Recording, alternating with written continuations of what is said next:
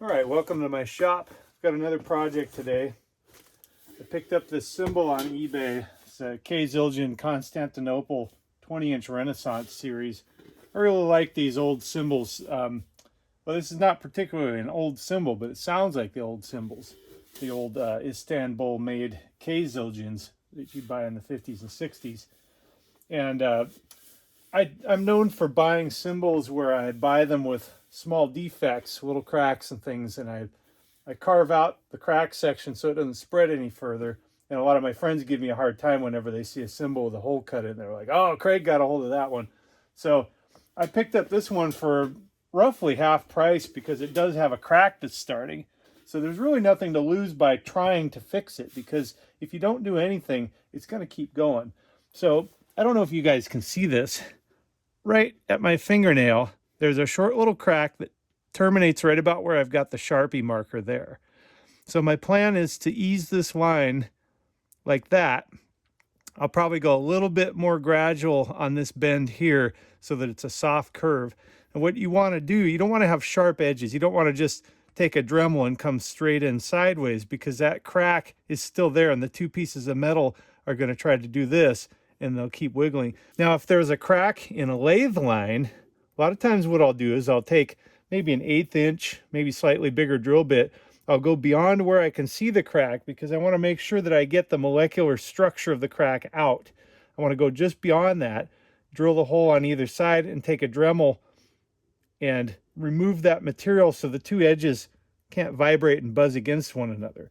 And by having a circular hole, that eliminates the stress riser, or at least it reduces it a lot. As long as you don't bash that cymbal, it'll last a long time if you got the end of that molecular crack. So I usually go maybe an 1/8 inch beyond what I can see.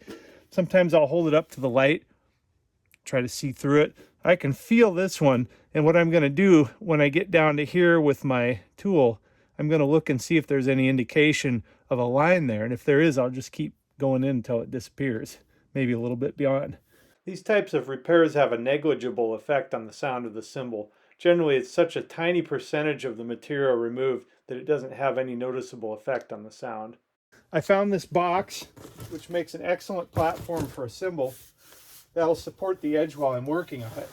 I don't want to use tin snips or something like that because that's going to be hard on the cymbal. I want to use something like a cutoff wheel. So I'm going to start with my big angle grinder with the thin cutoff wheel, and I'll go in and I'll make a triangle. And then I can come in with my Dremel tool. It's got a sanding drum on it. And I'll ease that out so I don't have a pointed triangle. I want it to be a nice round edge. Sometimes I'll take a washer and I'll trace that round edge so that I'm sure to get the whole area nice and round. And then I'll trace the opposite round edge here so I just get a nice little S-curve. If you're doing this at night in your garage, you might want to warn your family because it can be loud. These cymbals will really screech when you go after them with these tools. I'm going to come in and get it that way and turn it around and get it that way.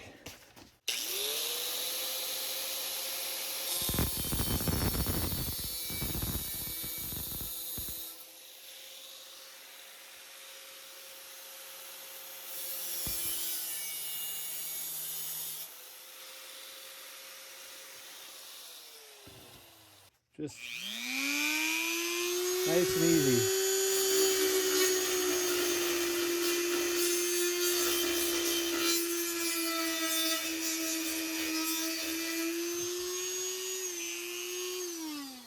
Take some 220 sandpaper and go along that edge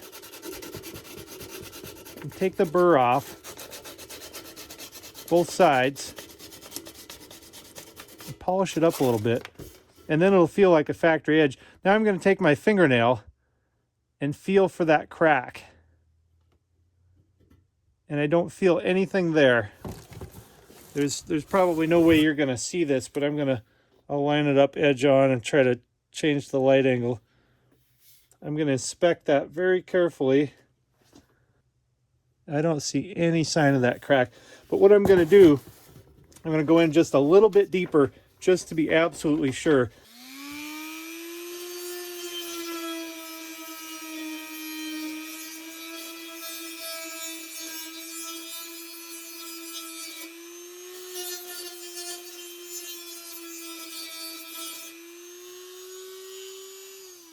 You also want to be careful when you wipe along here. Expect that they're going to be metal burrs, so you don't want to run your finger back and forth too much. And here's where the artistic side comes in. You want to make it look good. You want to try to make everything you do look good to your standards. And so, to me, I think I'd rather round these out just a little bit further. Taper them out so it's not such a pronounced edge.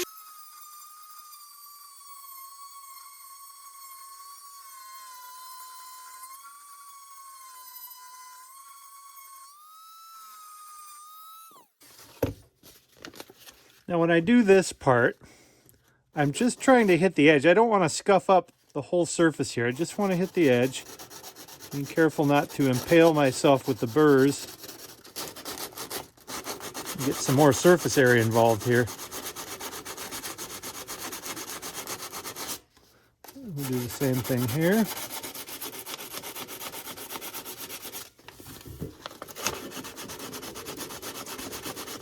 And we'll come in basically end on. That'll remove any irregularities. But remember, this bronze is fairly soft compared to something like steel. And then I'm just going to feel along there. I want nice flowing lines across this, especially at the transition between this curve and this. I'm still feeling a little bit of an edge, so I'm going to go to a slightly rougher sandpaper, see if I can knock that down a little bit. I'm saving it from a fate of going in the recycle bin, so,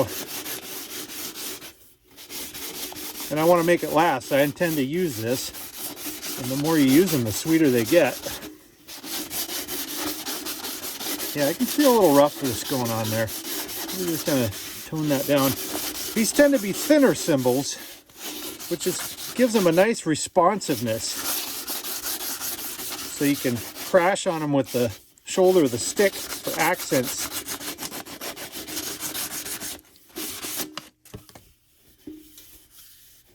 Oh yeah, we're there. That's it.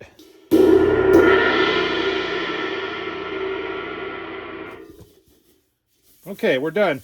I'll just give it a quick wipe down to get off any burr material or metal dust that might be on the surface. Beautiful. There's our fix. If you have any questions or comments, feel free to leave them in the comments section. I'll address them. If you're looking for a video, for example, on how to fix a crack in a lathe line or fix a keyhole center or something like that, I'm happy to show you. Just let me know. I thought you might want to hear the cymbal in the context of the full drum set, so I'll do a little demo for you. This is the set that lives in my living room. I call it the Gretsch mongrel set because I bought various pieces over the years on eBay and accumulated it. Several of them have different badges from different eras, but I like the way they sound. It's the sound that I hear in my head when I play drums. You can see some of my other cymbals. There's a Peisty 17-inch fast crash. I've done the same repair there. I've got a 16-inch full crash. Set of Sabian 16-inch HH crashes. Same deal here. This one was pretty extensive, but they've served me well. I can get those cymbals for next to nothing compared to the cost of a new one, and the cutouts don't really affect the sound at all. In fact, I would say on the hi-hats they improve the sound. When we record with those in the studio, the sound engineer is always impressed with their sound. They tend to vent easier, so you don't get the airlock that you get with a typical set of hats if they align just right on the stand. This prevents that from happening. So you get a nice full chick sound. Anyway, let's get to it. Get started. All kinds of fun stuff.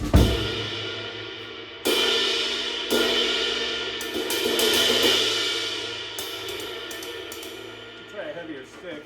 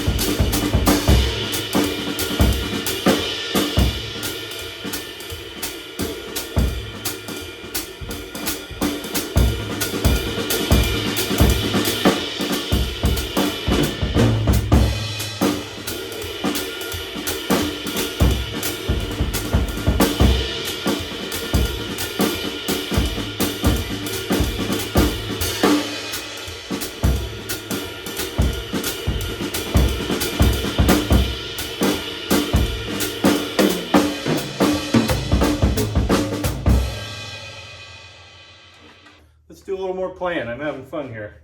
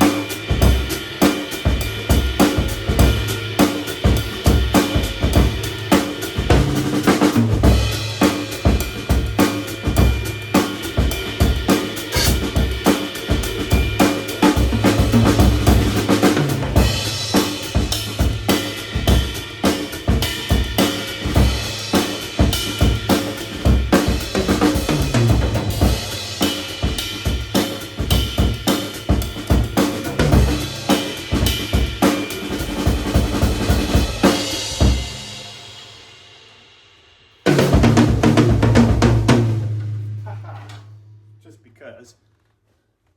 As always, I enjoy reading your comments. If you like the content on this channel and you want to see more updates like this, hit the subscribe button. You'll be sure to receive them.